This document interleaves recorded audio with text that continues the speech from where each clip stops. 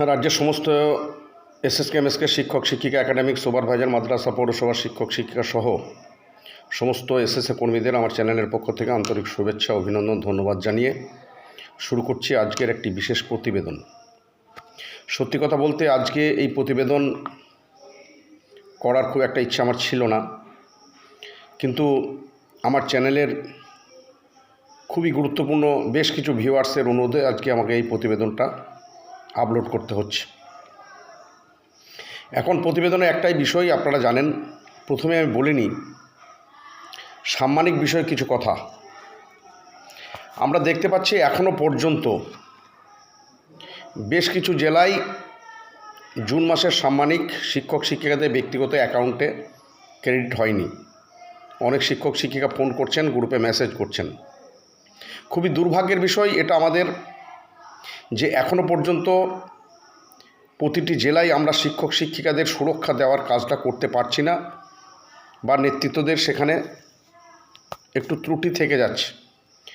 শুধু এখানে নেতৃত্বদের ত্রুটির কথা বলবো না, কারণ নেতৃত্ব বলে আমাদের কিছু নেই।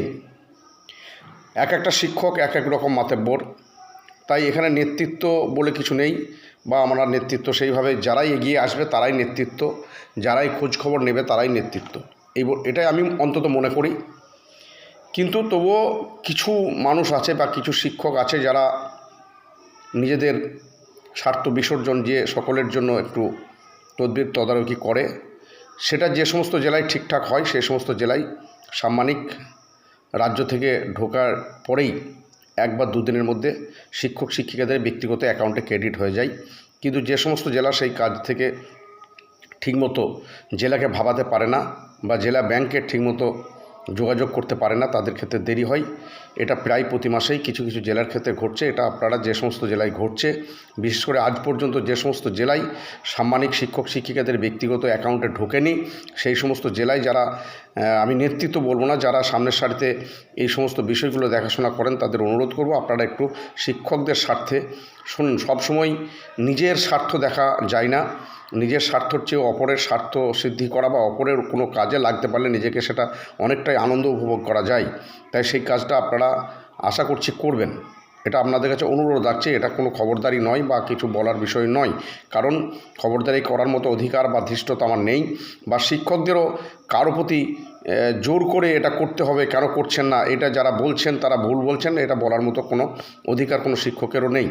তাই যারা যোগাযোগ করছেন তারা নিজের স্বেচ্ছায় করেন, তার সেই কাজ থেকে যাতে তাদেরকে বিরত না করা যায়, বা তাদেরকে যাতে কোনো অপরাধী সাজানো না যায় সেটা একটু দেখবেন।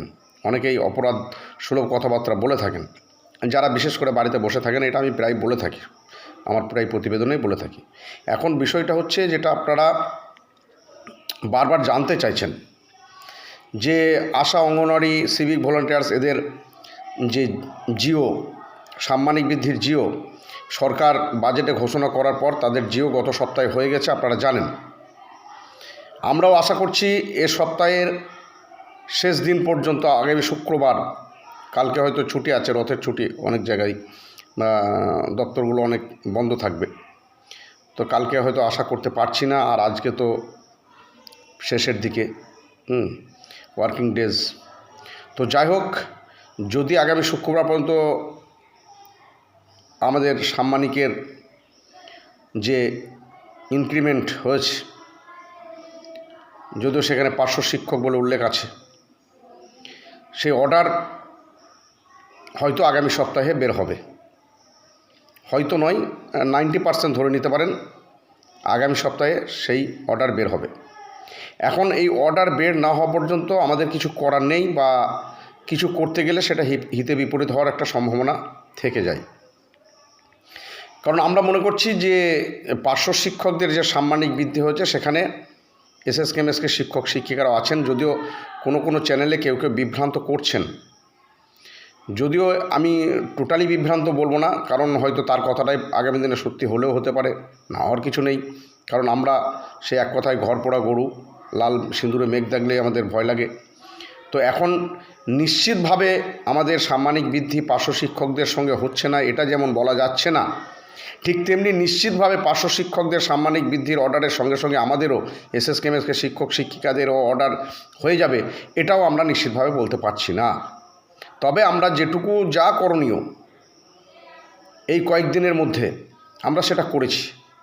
রাজ্যের শিক্ষক শিক্ষিকারা জানেন যে আমরা মুখ্যমন্ত্রীর বাড়ি পর্যন্ত আমাদের একটা প্রতিনিধি দল সেখানে গিয়েছিলাম।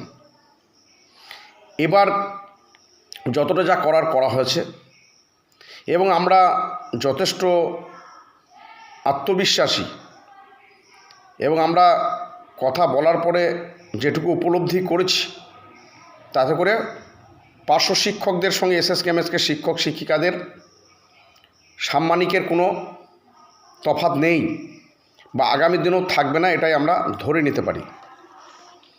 শুধুমাত্র ইপিএফের বিষয়টাই একটা জায়গায় তফাৎ আছে। পার্শ্ব শিক্ষকরা 2015 সাল থেকে ইপিএফ পায়, কিন্তু এসএসকেএমএসকে শিক্ষক শিক্ষিকারা সেটা পায় না। ইপিএফের কোনো সুযোগ সুবিধা তারা পায় না, যদিও সেটা পাওয়া উচিত ছিল। এটা আমাদের ব্যর্থতা, আমাদের নেতৃত্বদের ব্যর্থতা। সেই সময় যারা নেতৃত্ব দিয়েছেন তাদের ব্যর্থতার ফলে আমরা এটা পাইনি। আজও আমরা বহু চেষ্টা চরিত্র করছি, কিন্তু এখনও পর্যন্ত তার কোনো অর্ডার হয়নি। যদিও 60 অপশন যারা আছেন তাদের অর্ডার হওয়ার পরেও তাদেরকে দেওয়া হচ্ছে না। তাই এই সরকারি বঞ্চনা যদি থাকে সেখানে কিছু করার নেই। সাম্মানিক বৃদ্ধির বিষয়ে আমরা আগেই বললাম আমি যে আমরা আশাবাদী যে পার্শ্ব শিক্ষকদের অর্ডার হলেই আমাদেরও একই অর্ডারে সাম্মানিক বৃদ্ধি হবে, কারণ পার্শ্ব শিক্ষকদের সঙ্গে আমাদের কোনো পার্থক্য নেই, বা পার্শ্ব শিক্ষকদের চেয়ে আমরা কোনো অংশে কাজ কম করি না, বরং একটু বেশি করি। 2018 সালের আগে যদি আমরা ফিরে যাই তাহলে দেখতে পাবো পার্শ্ব শিক্ষকদের চেয়ে আমাদের সাম্মানিক অনেক বেশি ছিল, কিছুটা হলেও বেশি ছিল।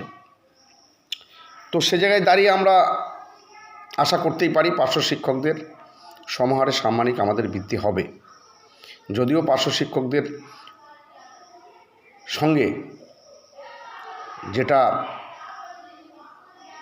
বাজেটে বলা হয়েছে সেখানে শুধুমাত্র পার্শ্ব শিক্ষকদের নাম উল্লেখ আছে, কিন্তু আমরা বিভিন্নভাবে ঘাটাঘাটি করে যেটুকু উপলব্ধি করেছি যে আমাদের এসএসকেএমএসকে শিক্ষক শিক্ষিকাদের বিগত সরকারি 2020 সাল থেকে পার্শ্ব শিক্ষক হিসাবেই কেন্দ্রের কাছে চিহ্নিত করে রেখেছে। আমরা সেই হিসাবেই ধরে নিয়েছি যে এটা পার্শ্ব শিক্ষক মানে আমরাও তার সঙ্গে যুক্ত।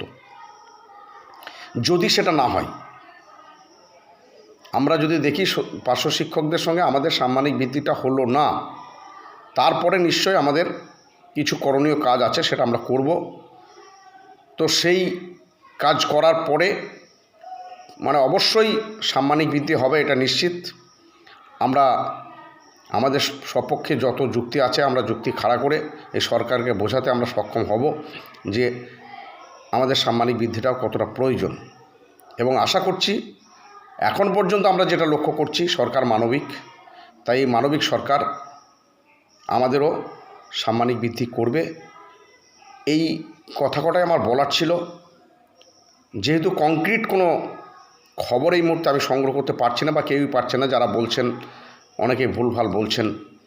তো যেহেতু আমি একজন এমএসকে শিক্ষক, আমি কোনো ইউটিউবার নই, কিন্তু এসএসকের মাদ্রাসা পৌরসভা একাডেমিক সুপারভাইজার সকলের জন্য যে খবরটুকু আমি সংগ্রহ করতে পারি সেটুকু আপনাদের সামনে পরিবেশন করার চেষ্টা করি মাত্র, তার বেশি কিছু নয়। তো আমি সেইভাবে কংক্রিট কোনো যেহেতু খবর সংগ্রহ করতে পারিনি, তাই আমি কয়েকদিন কোনো প্রতিবেদন আমি আপলোড করিনি। আমি আগেই বলে নিলাম যে আমার চ্যানেলের বেশ কিছু গুরুত্বপূর্ণ ভিউয়ার্সের অনুরোধে আজকের এই প্রতিবেদন আমাকে আপলোড করতে হলো। সকলকে ধন্যবাদ দিয়ে শেষ করছি। ভালো থাকবেন, সুস্থ থাকবেন।